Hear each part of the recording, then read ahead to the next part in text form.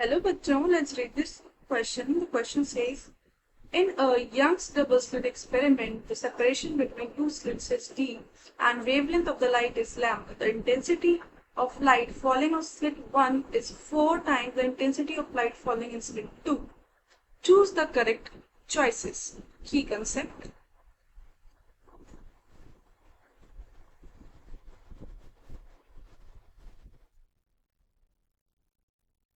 Interference.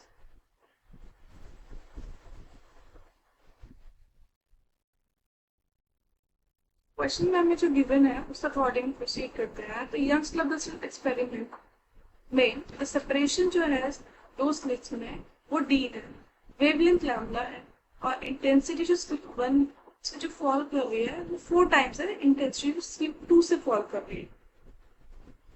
तो interference की बात चल रही है। तो इंटरफेरेंस में एक होता है हमारा मैक्सिमम, मैक्सिमम बनता है और एक बनता है मिनिमम।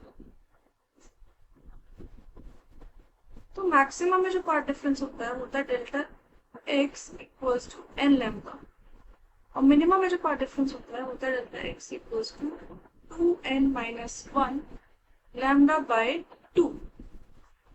अब जो हमारा in the terms of Young's double slit experiment जो फेस डिफरेंस आता है वो होता है delta X equals to D sine theta. यहाँ पे हम मैक्सिमा की बात करते हैं ए ऑप्शन में, जैसे हमें मैक्सिमा की बात की गई हुई है ए ऑप्शन में देखते हैं। ए ऑप्शन में मैक्सिमम की बात हो रही है तो इक्वल्स टू एन लैम्बडा आएगा। ये यहाँ से अगर हमने एन लैम्बडा दिया और डी इक्वल्स टू लैम्बडा है, डी इक्वल्स टू लैम्बडा है और मैक्सिमम की बात थी तो यहाँ से sine theta equals to N आ जाएगा।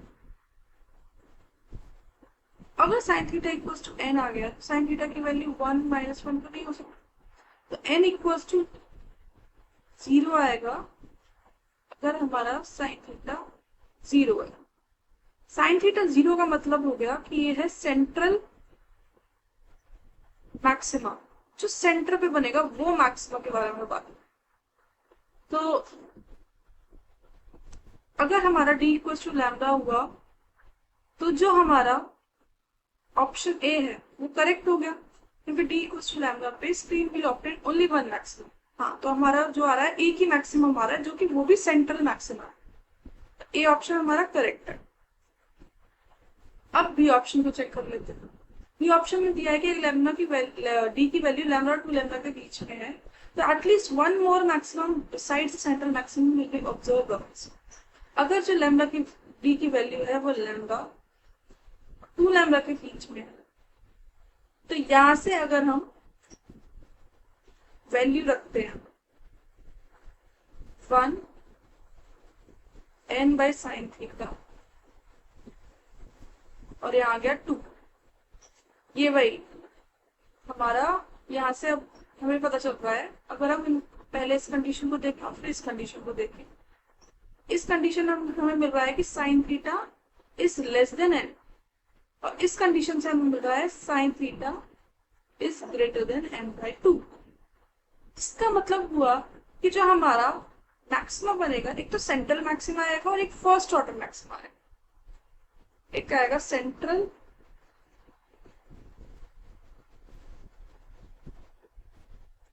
मैक्सिमा और एक आएगा first order maxima.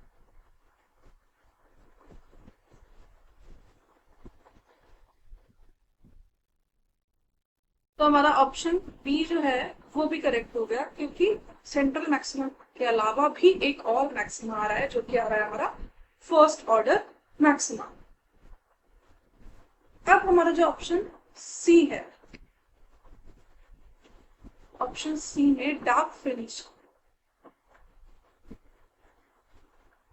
Dark fringes के लिए हमारी इंटेंसिटी क्या होती है, आई इक्वल्स टू होता है under the root I1 minus under the root I2 whole square.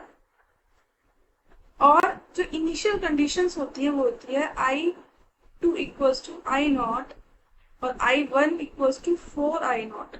ये हो गए हमारे इनिशियल कंडीशंस।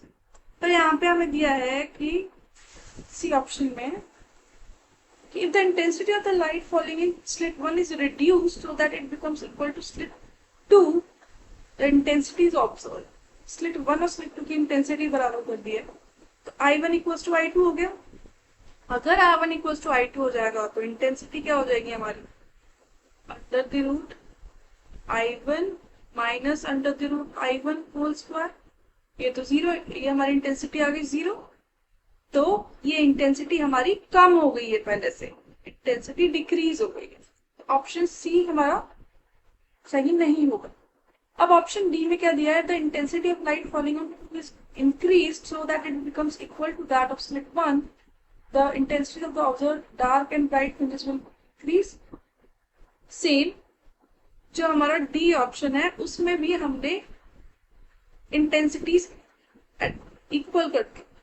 अगर हमारी इंटेंसिटीज इक्वल कर दोगे तो जो हमारी रिजल्टेंट इंटेंसिटी आएगी वो जीरो आएगी। तो ये ऑप्शंस भी, ये वाला ऑप्शन डी ऑप्शन भी हमारा करेक्ट नहीं है। So the final answer is option A and option B. Hope you understood it well. Best of luck.